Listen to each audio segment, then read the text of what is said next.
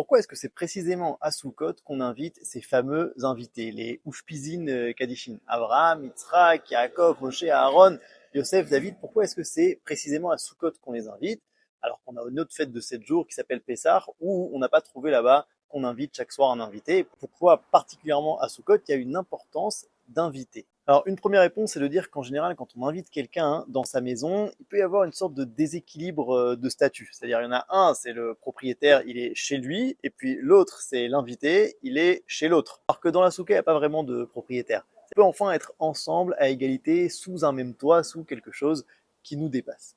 Mais il y a une deuxième réponse un peu plus profonde, et pour la comprendre, il faut revenir un petit peu sur le sens de la fête de Sukkot. À la différence de Pessah et de Shavuot, à Sukkot, on ne va pas fêter un événement particulier. D'accord? À Pessah, on fête la sortie d'Égypte, à Shavuot, le don de la Torah, alors qu'à Sukkot, finalement, on va fêter un événement continu. Le fait que les Bnei Israël aient été protégés dans le désert pendant 40 ans. On retrouve ça aussi dans le deuxième nom de la fête, d'accord? Chaque fête a plusieurs noms.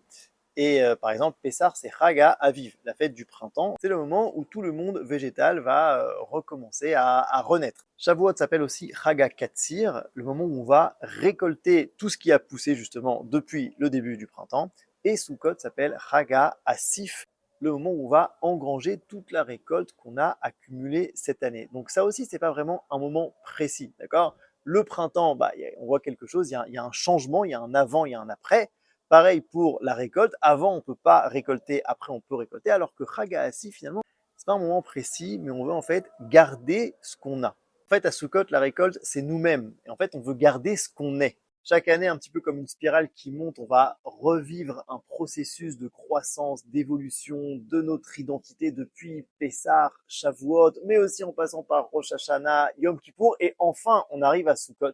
Et on veut garder tout ça, on veut ancrer toute cette évolution positive-là dans notre vécu, que ça nous accompagne tout au long de la vie. Et c'est pour ça qu'on invite ces fameux invités à Sukkot, parce qu'en fait, ces invités-là sont notre ADN spirituel. Ils représentent notre identité la plus profonde et on veut leur donner une place dans cette soukha qui vient engranger toutes les lumières qu'on a accumulées depuis le début de l'année, depuis Pessah. En fait, à Sukkot, c'est notre nature même qu'on vient fêter. Du coup, la joie à Sukkot, qui est Zman Simchatenu, le temps de notre joie, c'est une conséquence. On arrive au final à exprimer qui on est vraiment et du coup, on ressent un sentiment de joie, mais pas seulement. C'est justement aussi le sentiment de joie qui va nous aider à incruster ça en nous, à garder toutes ces lumières dans notre personnalité pour qu'elles nous accompagnent tout le reste de l'année. Chag Sameach.